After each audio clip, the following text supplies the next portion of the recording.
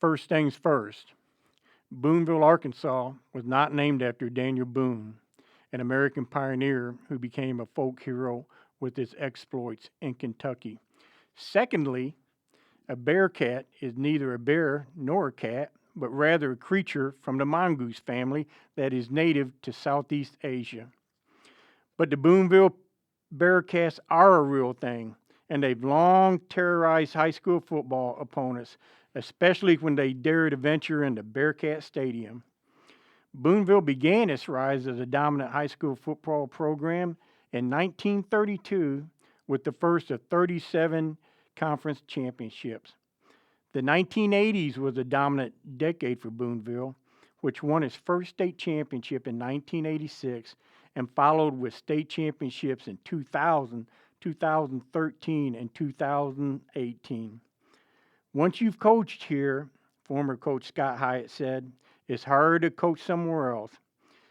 Hyatt credits the work ethic and the tradition and in community support for long decades of success at Booneville. So Booneville, Arkansas, USA may not be home to famous frontiersmen, but it's definitely one of the very best football towns in the state of Arkansas, regardless of classification. All right, this is Rick Fires, continuation of our Football Town series. We've made our way up the hill to Booneville, Arkansas, USA. Great football town.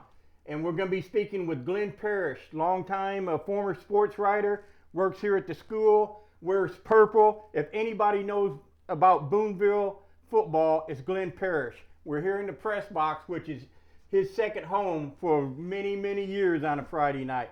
Man, before we get started, I got to ask you how Booneville got its name. Now, I read, may not be an encyclopedia, may not have been in your book, somewhere is named after Daniel Boone. Anybody remember Daniel Boone? Back at Fest Parker, they used to have a TV show, Daniel Boone, and he always wore a coonskin cap. So put it to me straight. Is this town named after Daniel Boone? That's one of the legends. It The is. actual truth is it was named after Captain Bonneville. So it wasn't named after Daniel Boone? No. Damn. Man, I spent $4 for that hat too.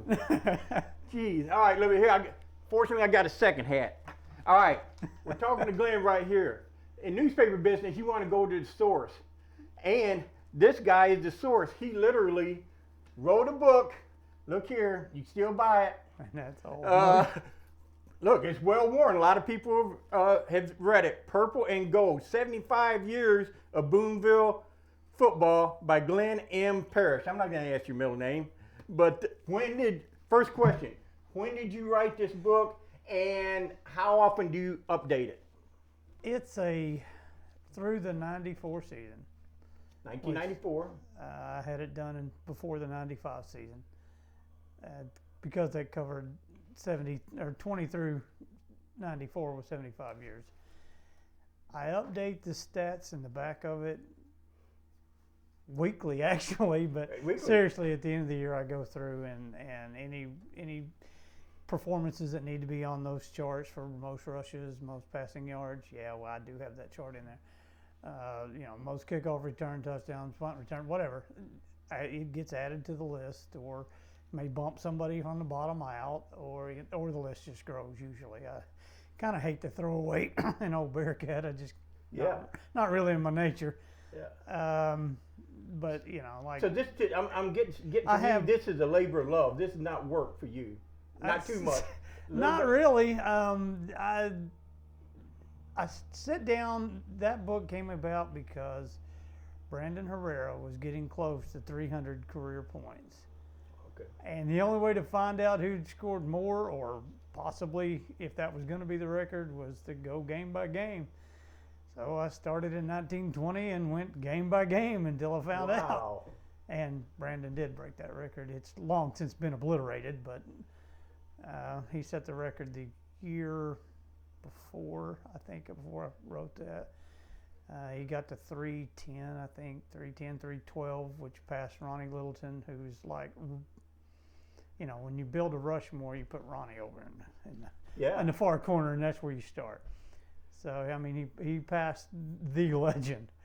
as far as most people around here are concerned. Hey, let's talk about, again, we emphasize football town. There's some towns not a football town. We don't even go there. But Booneville certainly is on the list. I've been here many times. When you walk over here, their school purples, their school colors are purple. When I'm over here on the home sideline and everybody look at me weird, like weird ear, say, man, you're not wearing purple? What's wrong with you? So tell me a little bit about on a Friday night here in Booneville, Arkansas, from morning to breakfast, to I guess the chatter at lunch, till they start shooting off the cannons when Booneville scores a bunch of touchdowns. Tell me about a typical fall, autumn on football Friday night Booneville. Okay, can I make a little adjustment there? Yes. I'm kind of picky about it. It's royal purple. Oh, royal purple. Okay. And you know what? It's like Michigan. It's maize and blue. No. I'm an Ohio State guy. I'm going to leave if you say that word again. Okay. All right. It's royal purple and it's old gold, more your ring gold, not that yellow stuff you might find in a town north of the river or even Lavaca. I can say that word. But Friday, back to the original question, if it's a home game, the team will meet out at Glendale Baptist Church, have breakfast. If it's an away game, a bunch of the daddies will do it up here at Fieldhouse. In other words, there's breakfast. Yeah. Pep rally, 9:45 or so in the gym. We stream those.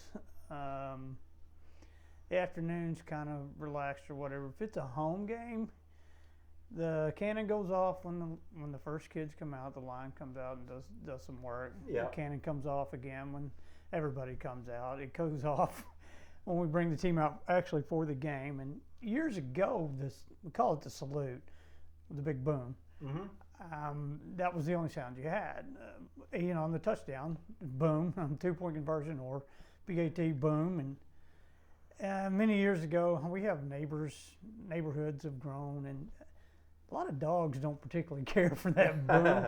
And I don't know if that's the reason we went to the sparklers or not, but now on a touchdown, it's a firework. It's and probably a little more humane, but the start the second half, there's going to be another boom. And at the end of the game, there's been years where we did lots and lots of fireworks. It just depends on who's running the cannon. Cannon's been dug up before by, not to mention any names, Paris, and we had to plan another one that night. So the cannon's a source of irritation for a lot of folks, and that's pretty much just fine. I think Harding Academy was over here a couple of weeks ago. I think they lay a little bit irritated by the. But hey, that's y'all stands. Get over it. We don't care what the visitors think. And it's 55 years of the stadium. That thing's going off. Yeah.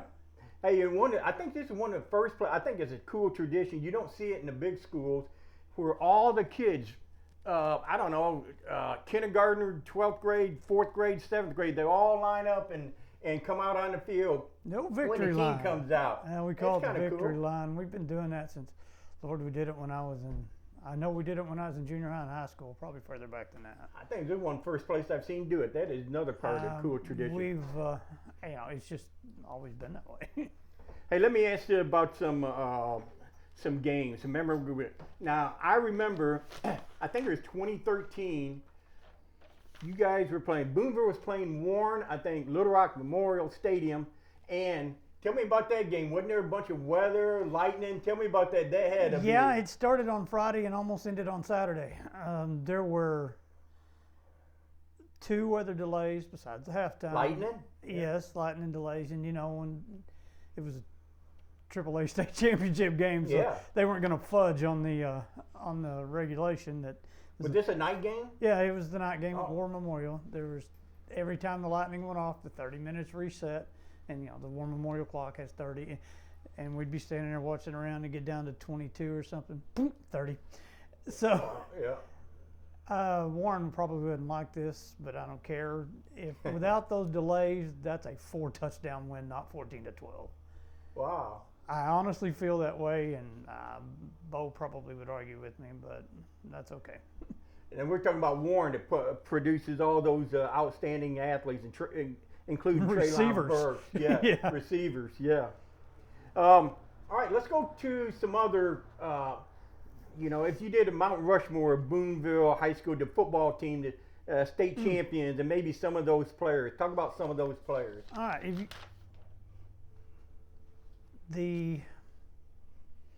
Man, I hate to do this. I hate been asking that question. I was expecting it, but I don't like it. There's 4 state titles. You got to go 18, 13, 0, and 86. Yeah. So I'm going to kind of not answer the question, but those are the 4 titles. 18 and 13 both went 15 and 0. So I don't. Only difference is 18 did it in 3A, 13 did it in 4A with Warren. 13 never trailed. They never trailed. Wire to wire. 20. They went wire to wire and never trailed. Never trailed in the whole season. There was a tie at one time. That's remarkable. I think it was the team across the river, and we scored twice in the final 5 minutes of the first half, and it was Katie barred the door after that. I mean, I think they were in the mindset that we're still in the game, and then no, you're not. And that season, it's one of your area groups. I had a conversation with your boss. Chip asked me to send in the Lincoln game and pretty much guaranteed me our season was over. They had a 2,000-yard rusher, a 2,000-yard passer, a yada, yada, yada. It was 35-0 at halftime. Wow. We were 35. Yes. Oh, yeah. Well, I take that back. It was 28-0. We scored again and ran the clock out, and they were ready to get out of here pretty much. Of course, there had been a couple of remarks. I assume it's true. I don't know.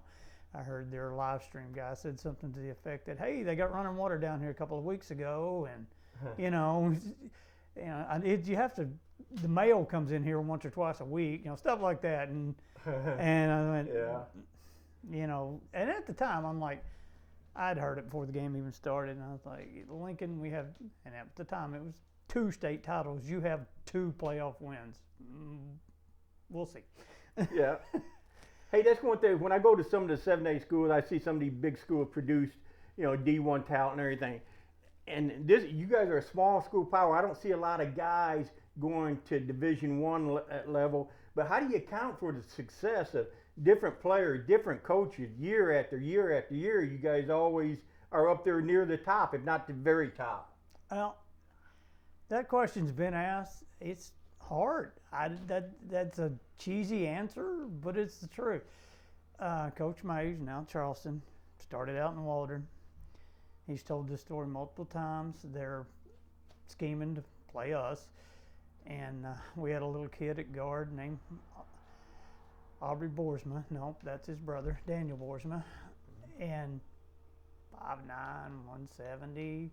He goes, Coach May, how did they get away with playing a kid that size at guard? And he said, because that kid thinks he's 6'2", 250. And he said, he thinks he's 6'2", 250. Yeah. And mindset. It's a mindset, isn't it? And you said coaches. We don't do that very often. We've had 18 period.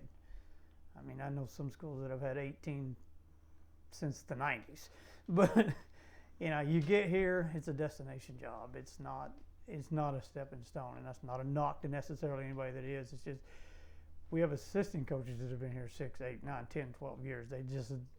You just don't really want to leave. Yeah. I mean, why would you?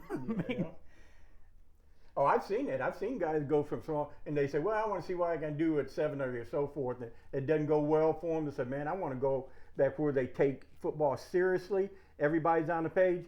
I went to a big inner city school in Michigan, and 3 blocks away, they didn't know what we were doing. Said that word. Oh, sorry, but they didn't even know what we were doing. But that's why I always love about small town football is that the whole town gets involved. Let's talk about, and part of the answer, I guess maybe I answered my own question here. What you talk about the winning tradition, it has a lot to do with family, from the grandpa down to the grandsons and in between the uncles and everything. Like the Gatorade family and some of his people. Talk about some of those families. All right, Gator, he goes by Alan quite a bit now, but okay. He was Gator at one time. Yeah, though, he's right? been Gator for a long time. He still answers to it, I'm sure. He's got a son on this team now. Oh, okay. See, Ryland's a junior fullback. He tore up a knee the first game of the season, and that's sad, but it's shocking. Ray kids just didn't get hurt. I mean, even Randon sets a school record for rushing. Just didn't get hurt. I mean, he got hurt once in junior high, but he played for And you guys play another physical 5 years. football. I mean, Yeah. there's contact on every play. Yeah, Carson was on the 18 state title team. And even before Gator, his dad was something else. He was a 1,000-yard rusher in the early 70s. What's his dad's name? Bruce. And Okay. Bruce had an older brother named Rick. And he was See, a there we go. 1,000-yard rusher. Yep. Actually, Rick's on the first team that had 2,000-yard rushers. I mean, but on this team, Matt Obar starting on the line. He plays some center, he plays some guard. His dad went to Arkansas State. He is the last D1 athlete. So it's been that long. And I mentioned Brandon Herrera a while ago. His nephew is on this team. Well, he got him back last week. Brooks said, he got hurt last game of baseball season in summer ball, not for us out here. He broke a leg last game of the year. I mean, I almost cried. Anyway, and then Dax Goff, he's had 980 yards in four Wow. conference games. Yeah. His dad played quarterback for us. He's a superintendent now. His brother played for us. Oh. They are the only brothers with 200-yard games. Cam Osborne starts on the line for us. His dad played for us. Welling's dad was with us. Dunn Daniel plays both ways. His dad was an all-conference lineman for us, and now he's on our sideline as a team doctor. See, you see that. That's what I love. Yep. There are second, third, and I'm waiting on my first fourth generation one. As old as I'm getting, though, I don't know if we'll get there. Hey, you talk about this team, and I've seen him play, and Dax Goff, my goodness, where is he rated amongst? I mean, he's still a junior, right? Correct. But he's getting a lot of looks. Hopefully he'll get opportunity after he comes back for senior year, get to play. Just talk about Dax and the chance of this Booneville team going forward as they begin the playoffs here in a few weeks. Dax has a recruiting visit to Kansas State on the 29th. I was surprised when I learned that. He's got plenty of interest from a lot of D2 schools already, and Dax is having a year. I mean, he went for 226 at Hackett, 307. That's the school record. It's good. Wow, 307 yards, one game. Against Wow. West Fork. That's only on like 16 carries. Wow. He had 203, I think it is, up at Greenwood, and 244 the other night. And the other night he has a 70 and an 87. Greenwood, he had a 71. I mean, obviously these are, to get those huge numbers, you need a couple of big And plays. he's a big-time linebacker, right? Oh, yeah. That's probably what he's being recruited as, right? Yeah, it's their linebacker coach that follows him on Twitter and that he tagged in his I'm going to recruit visit, and I think I started following the coach now. But and Dax is an outstanding baseball player too. But just get Good back to athlete. football. The quarterbacks, Peyton Tatum, waited his turn. I called in the radio station the other night, like I do every Friday, and I said, there are plenty of choices here. But I've got to go with my quarterback. We had 3 90-yard drives in one game. That's never been done. Wow. And to be fair, one of them is hand the ball to Dax and let him go 87 on the second play of the drive. So, but still, it's a 90-yard drive. I don't care how you look at it. We started with the ball at the 8 and scored. No, that was the 6. But up front, I've already mentioned Matt. Johnny Barnes is a beast. You guys did a feature on him. He's strong as an ox. I mean, just an outstanding athlete and extremely intelligent. Probably going to end up being a pilot. Wow. We got Brooks Herrera back last week. Looking for him. He's to help out on defense. We've had Brendan Doves, a D-back. He's got a couple interceptions. He's having a good year. He missed several weeks. So when with an postseason injury. gets here, you better be It's been, we went through a rash of injuries at the beginning where there were 5 two-way starters standing over there with me. And Hackett took advantage of some of that. Of course, it cost them 2 200-yard rushers, but, we're not deep is the issue. we've got athletes. I mean, and they're used to winning. I mean, every kid on that team has played on at least one. Even if you're a junior, you've played on one conference champion. If you're a senior, you've played on two. But Glenn, you know, I could sit here all day. I've been doing this 38 years, and I tell you, when it comes to football town, they're right up there with Fordyce, some of the over there in East Arkansas. It's a little bit tough to get here, but once you get here, it's an experience on Friday night. A lot of purple, a lot of excitement. Used to have the cannons, well, they got streamers now, but it's always good to talk to you. Always good to come to Booneville, Arkansas, and talk football. Appreciate you. Glad to do it.